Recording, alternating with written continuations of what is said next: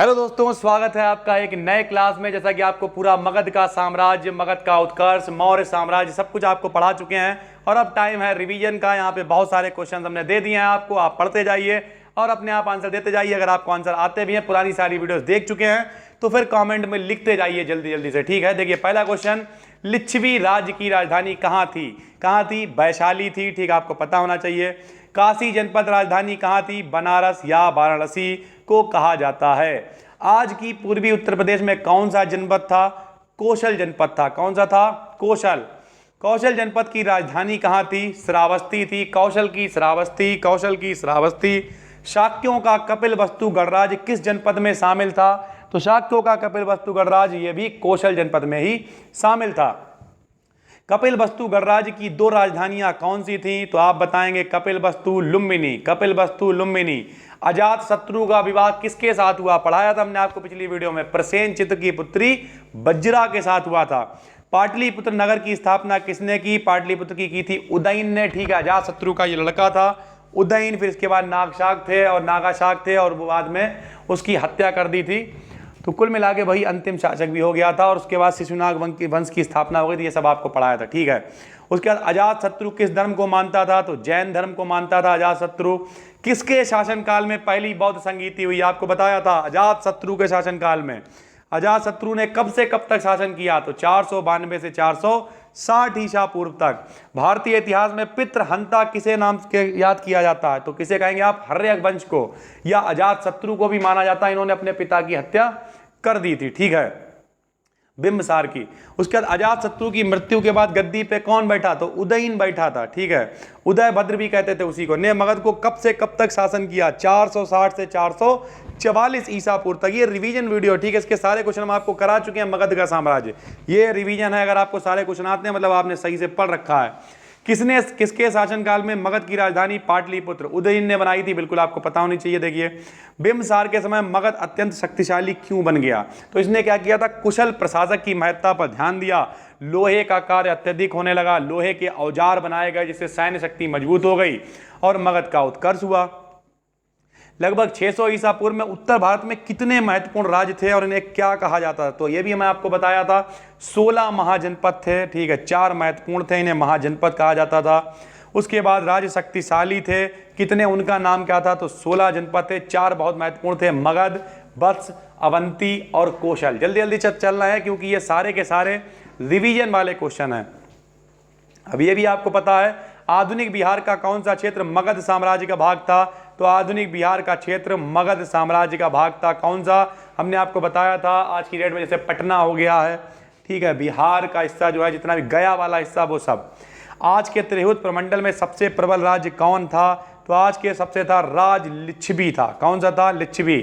शिशुनाग वंश का अंतिम शासक कौन था? नंदीवर्धन था। शिशुनाग वंश की समाप्ति के बाद किस वंश का शासन हुआ? तो नंद वंश का। आप याद करिए, महापद्म नंद ने शासन किया था, उसकी हत्या कर दी थी। उसके बाद 22 वर्षों तक उसके लड़कों ने शासन किया और उसके बाद नंद वंश का शासन हो गया। नंद वंश का स्थापना किसने की? देखिए आ गया, महापद्म नंद ने की। अंतिम शासक कौन था? घनानंद था। इसके बाद कौन आए थे? चंद्रगुप्त मौर्य आए थे। जब सिकंदर महान ने भारत पर आक्रमण किया उस समय मगध पर किसका शासन था? तो घनानंद का शासन था। मगध राज्य में मसाले एवं कीमती पत्थर कहां से मंगाए जाते थे? तो दक्षिण भारत बहुत मशहूर है मसालों के लिए, तब भी आज भी। बिंबसार ने अंग राज्य के किस महत्वपूर्ण बंदरगाह को जीता था? तो बिंबसार ने किसके जीता था? पंजाब के मध्य कुल अंग क्षेत्र या चंपा क्षेत्र महत्वपूर्ण बंदरगाह को जीता था। आप आराम से क्या करें, स्क्रीनशॉट ले सकते हैं या नोट्स प्रॉपर आप खुद बनाएं हाथों से, तो आप काफी अच्छे से तैयारी कर पाएंगे। पूरा यूपीएससी का कोर्स यहाँ पे कवर करके दे रहे हैं। ये इसलिए वॉइस ओवर बना रहे हैं दोस्तों, ताकि आपको हम बोलेंगे अगर तो आप उतना नोट नहीं कर पाएंगे, ठीक है। जल्दी डिजिटल बोर्ड की व्यवस्था करेंगे तो फिर सर दोबारा से पीडीएफ भी मिल जाया करेगी। बिंबसार किस धर्म को मानता था? तो बिंबसार किसे मानता था? बौद्ध धर्म से प्रभावित था, ठीक है। एक उद्यान भी दिया था उसने उपहार स्वरूप। बिंबसार ने मगध राज्य पर कितने वर्षों तक शासन किया? ये भी हमने आपको बताया था, 15 वर्ष से लेके 52 वर्ष तक शासन किया। बिंबसार की मृत्यु के बाद गद्दी पे कौन बैठा? तो उसका पुत्र अजात शत्रु बैठा, उसी ने उसकी हत्या भी कर दी थी, आपको पता होना चाहिए। मृत्यु किस प्रकार हुई? तो हत्या कर दी थी अजात शत्रु ने। अजात शत्रु का उपनाम क्या था? बोलिए। कुणिक था। अगर आपने रिवीजन किया होगा तो आपको पता होगा कुलिक था, ठीक है। और बिंबसार का नाम श्रेणिक था, ये हमने सारे आपको बता रखे हैं। मगध का सबसे पहले उल्लेख किसमें मिलता है, तो अथर्ववेद में मिलता है। बिंबसार के पुत्र का नाम क्या है, अजातशत्रु नाम है, ये बात बार वही बात आ रही है। मृत्यु कब हुई, 492 में हत्या कर दी, ठीक है। रिवीजन वाले क्वेश्चन है, जितने भी पूछेगा सब आपको बता रहे हैं। इस काल का प्रसिद्ध वैद्य या प्रसिद्ध वास्तुकार कौन था, तो प्रसिद्ध वैद्य थे जीवा, काफी फेमस व्यक्ति हैं। और वास्तुकार थे महागोविंद, कौन थे, महागोविंद।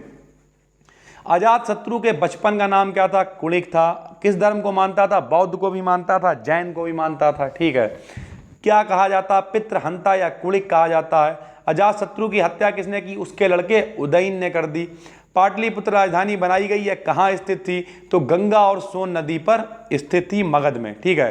कालाशोक ने वैशाली के स्थान पर कहाँ की राजधानी बनाई, तो कालाशोक ने वैशाली के स्थान पर पुनः पाटलिपुत्र को अपनी राजधानी बना लिया। उसके बाद बस्त जनपद की राजधानी कहाँ थी, तो बस्त जनपद की राजधानी कहाँ थी, कौशाम्बी थी। बस्त की राजधानी कौशाम्बी, बस्त की राजधानी कौशाम्बी।